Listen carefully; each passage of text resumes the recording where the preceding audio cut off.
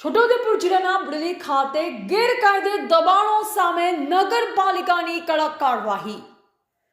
છોટાઉદેપુર જિલ્લાના બુડેલી શહેરમાં આજે ગેરકાયદે દબાણો દૂર કરવા માટે નગરપાલિકા દ્વારા કાર્યવાહી હાથ ધરવામાં આવી। ચુસ્ત પોલીસ બંદોબસ્ત વચ્ચે નગરપાલિકા ચીફ ઓફિસરની હાજરીમાં બુલડોઝર દ્વારા ગેરકાયદે દબાણો દૂર કરવામાં આવ્યા। શહેરમાં ટ્રાફિક વ્યવસ્થા સુચારુ રહે તેમજ જાહેર માર્ગો અને સરકારી જમીન ઉપર થયેલ દબાણો દૂર થાય તે હેતુથી આ કાર્યવાહી કરવામાં આવી હતી। આ કાર્યવાહી દરમિયાન અંદાજિત 6 જેટલા ગેરકાયદે દબાણો દૂર કરવામાં આવ્યા, જેમાંથી કેટલાક દબાણો 50 વર્ષથી પણ વધુ સમયથી અસ્તિત્વમાં હતા। કાર્યવાહી દરમિયાન કાયદો અને વ્યવસ્થા જળવાઈ રહે તે માટે પોલીસ દ્વારા પૂરતો બંદોબસ્ત ગોઠવવામાં આવ્યો હતો।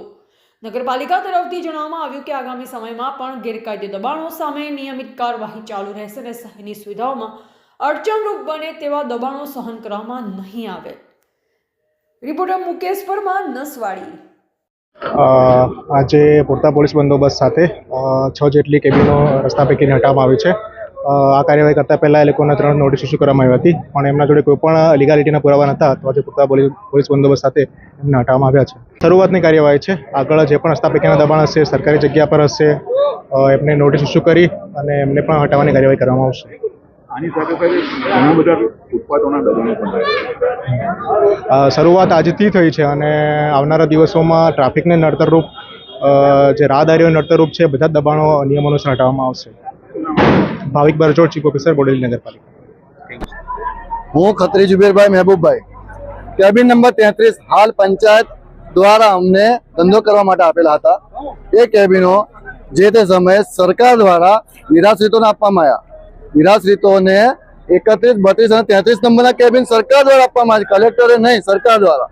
તો એ કેબિનો આજે તોડવાનો હુકમ વગર સરકારના અધિકારીઓ કોર્ટની વિરુદ્ધ જઈને કાર્યવાહી કરવા માટે આવી ગયા છે। કોર્ટમાં હાલ દાવો ચાલુ છે, દાવાના નંબર અંદર અમે બતાવી દઈશું અને કોર્ટની વિરુદ્ધ જઈને આ દરેક અધિકારી આજે તમે જોવો છો તે અધિકારીઓ આવી ગયા છે ખાલી તોડવા માટે, એમના મન મરજી માટે કોર્ટની વિરુદ્ધ જઈને કન્ટેમ્પ્ટ ઓફ કોર્ટના આધારે અમે એની પર કાર્યવાહી બી કરીશું। પણ આ કોર્ટની વિરુદ્ધ જવાનું કારણ શું? એટલો મોટો એમને શું તકલીફ છે કે દબાણ હટાવવાને બદલે આખા કેબિન હટાવે। કેબિનો તો મંજૂર થયેલા જ હતા, મંજૂર થયેલા છે, પંચાયતે વેરો લીધો છે, આજ દિન સુધીનો અમે ભર્યો છે, પંચાયતે ભાડું લીધું છે, તેમ છતાં પણ આ કેબિનો હટાવવાનું કારણ શું? અને આ કેબિનનો કોર્ટનો દાવો હાલ ચાલુ છે, કોર્ટમાં રજૂ થયેલો છે। રોજો કોર્ટે કોઈ તોડવા માટેનો હુકમ નથી આપ્યો, મનાઈ હુકમ નથી આપ્યો તે વાત વ્યાજબી છે, પણ તોડવા માટેનો બી હુકમ નથી કર્યો, તો તોડવાની જરૂરત શું?